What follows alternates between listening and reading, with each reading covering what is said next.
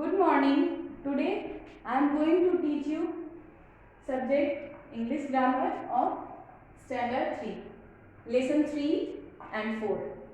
Lesson 3, the name of the chapter is asking question.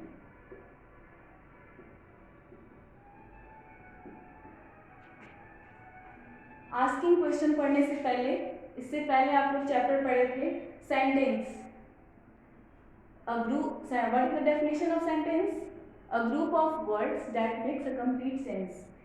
एक शब्दों का समूह जिसका एक निश्चित कोई सेंस होता है, जिसका अर्थ होता है, उसको सेंटेंस कहते हैं. सेंटेंस के बहुत सारे टाइप्स होते हैं, जैसे कि असर्टिव, इंट्रोगेटिव, इम्पेरेटिव, एक्सक्लेमेटरी. ये सारे सेंटेंस के टाइप्स हैं. असर्टिव सेंटेंस क्या होता है? अ सेंटेंस दैट स्टेट्स और denies something, that is assertive sentence.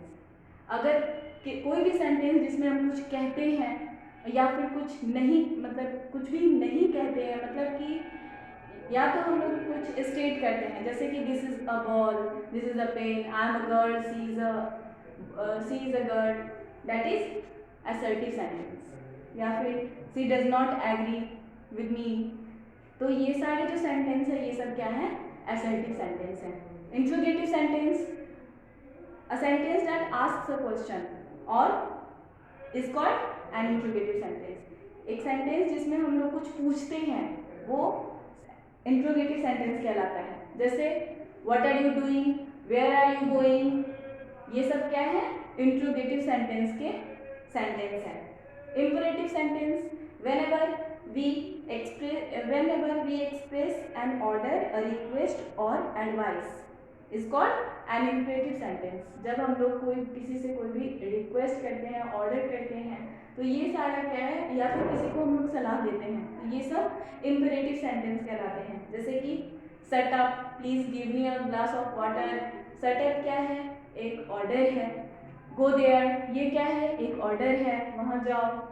इस तरह से please give me a glass of water, ये क्या हुआ? एक रिक्वेस्ट हुआ. किसी से एक ग्लास पानी मांगना, ये क्या हुआ? एक रिक्वेस्ट हुआ. ठीक है. और चौथा क्या है टाइप?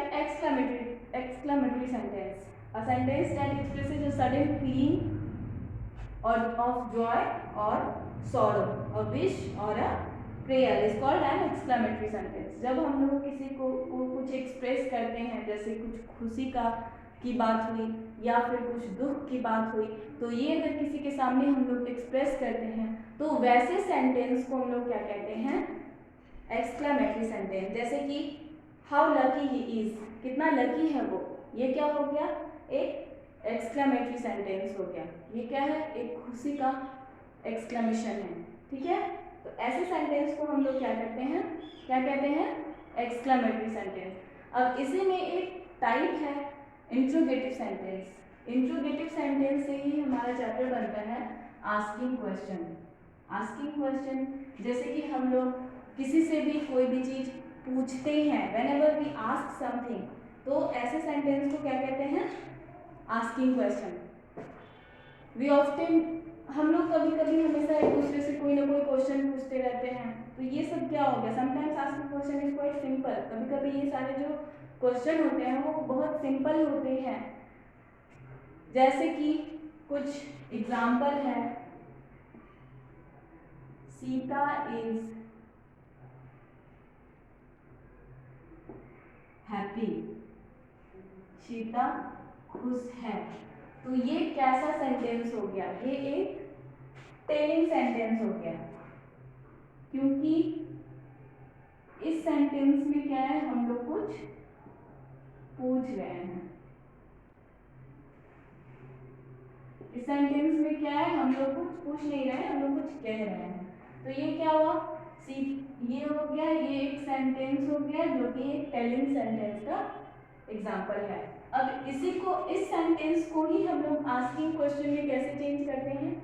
आस्किंग सेंटेंस में हम लोग कैसे यूज करते हैं इसको? Is Sita happy?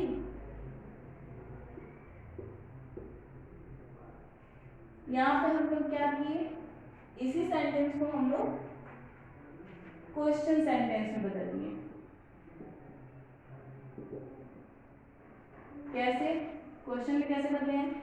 इसके पोजीशन, वर्ब के पोजीशन को चेंज करके, मतलब इस को हम लोग पहले यूज करके क्या कर दिए, इस सेंटेंस को क्वेश्चन सेंटेंस में बदल दिए। ठीक है, ऐसे ही बहुत सारे क्वेश्चन हैं जिसको हम लोग टेलिंग, सिंपल से सेंटेंस को हम लोग टेलिंग सेंटेंस को क्वेश्चनिंग सेंटेंस में हम लोग बदल सकते हैं। जैसे कि he is playing a ball, ये एक टेलिंग सेंटेंस है। अब इस सेंटेंस को क्वेश्चन सेंटेंस में बदलने के लिए आप लोग आसानी से बदल सकते हैं। कैसे?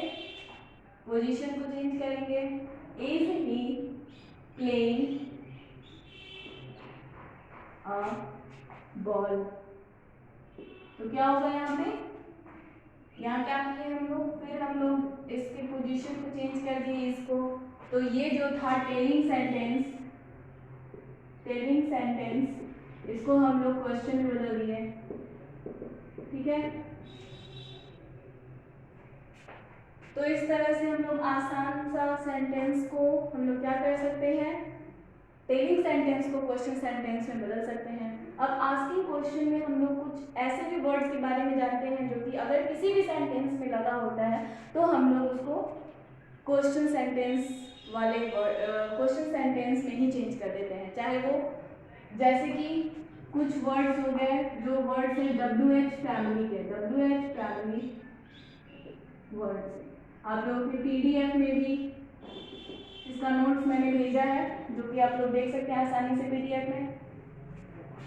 WH फैमिली के जो वर्ड्स हैं उसका नाम what, which, where, why, who, etc, और भी बहुत सारे वर्ड्स हैं। हाउ, ये भी हो गया, एक हाउ भी है, और भी बहुत सारे वर्ड्स हैं जो कि WH फैमिली में आते हैं। तो ऐसा वर्ड्स अगर किसी भी सेंटेंस में बना रहेगा तो वो क्या होगा, क्वेश्चन सेंटेंस हो जाएगा। ठीक है, जैसे कि इसके भी कुछ एग्जाम्पल मैं आपको बता दूं।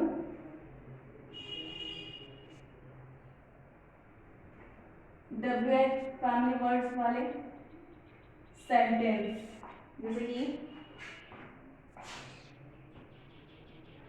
हाउ आर यू,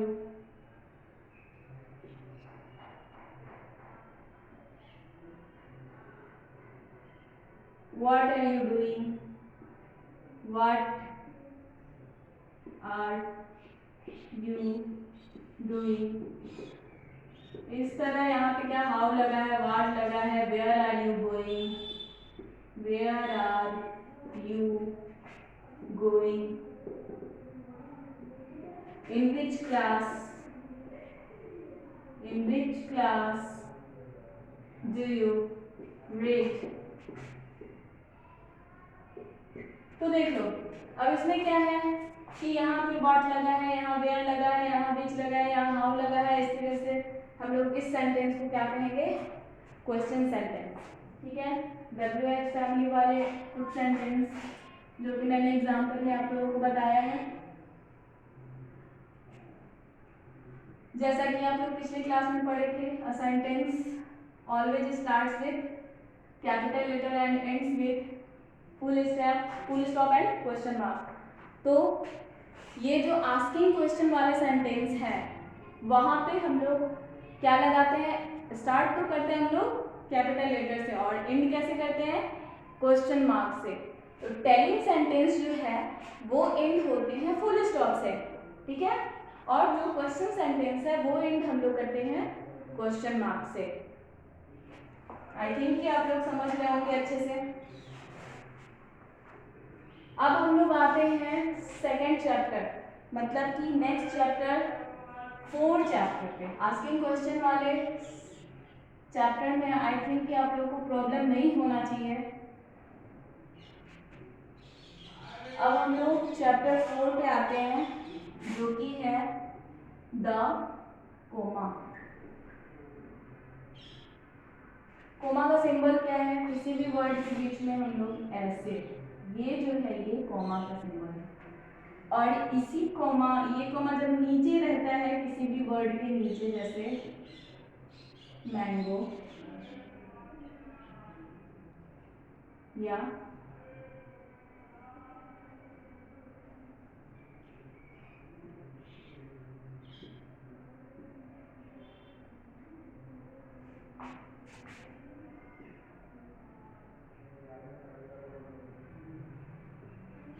अगर यहाँ पे ही हम लोग नीचे अगर इस टाइप का अगर हम लोग देते हैं सिंबल, तो ये हो जाता है कॉमा। और इसी को हम लोग कहीं और देते हैं तो उसका मीनिंग बदल जाता है।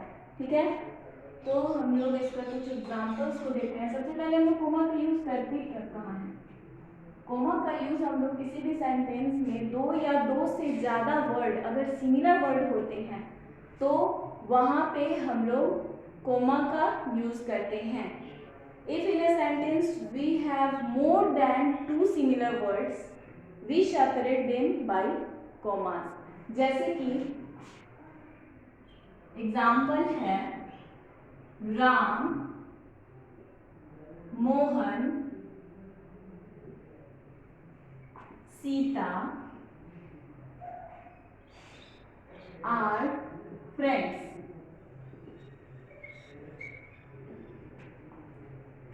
अब यहाँ पे हम लोग एक सेंटेंस में ऐसे तीन नाम देख रहे हैं जो कि पर्सन का नाम है।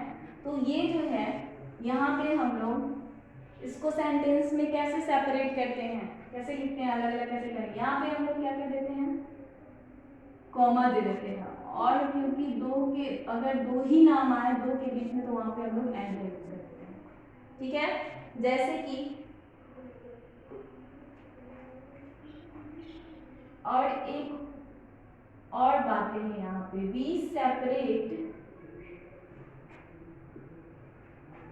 a noun of address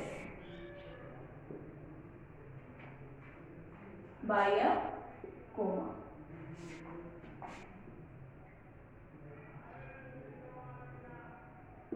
we separate a noun of address, अगर किसी नाम को हम लोगों को पहचानना है, जैसे उसे कुछ बात अगर कहनी है तो भी हम लोग क्या करते हैं, वहां पे कोमा का यूज करते हैं। जैसे कि Sita,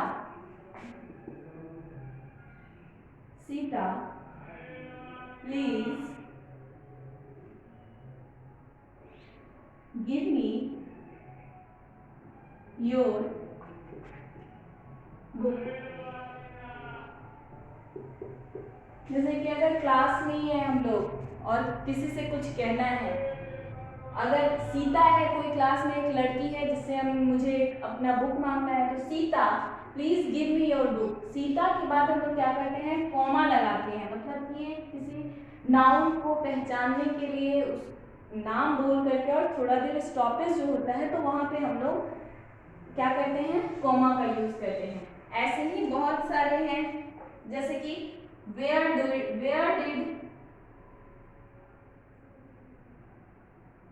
you keep my bag,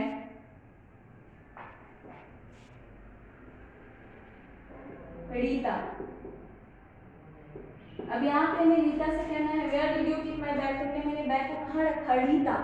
तो यहाँ पे रीता को पहचानने के लिए, एड्रेस करने के लिए हम लोग क्या किए, यहाँ से पहले हम लोग कॉमा का यूज किया। तो हम लोग कॉमा का यूज कहाँ करते हैं, दो या दो से ज़्यादा अगर कोई सिमिलर वर्ड्स हो जिसको हम लोग किसी सेंटेंस में सेपरेट करना है, किसी सेंटेंस में हम लोग को यूज करना है, तो वहाँ पे हम लोग कॉमा का यूज करते हैं। और किसी को एड्रेस करना हो, पहचानना हो, तो वहाँ पे हम लोग क्या करते हैं, कॉमा का यूज करते हैं। थोड़ी देर ठहराव के लिए भी जैसे किसी को बोलना है तो हम लोग वहाँ पे कॉमा का यूज करके और फिर सेंटेंस हम लोग लिखते हैं। ठीक है, अब आप लोगों को बहुत जल्दी ही एग्जाम आप लोगों का आने वाला है, इसीलिए आप लोग आराम से घर में बैठ करके एग्जाम का प्रिपरेशन करें।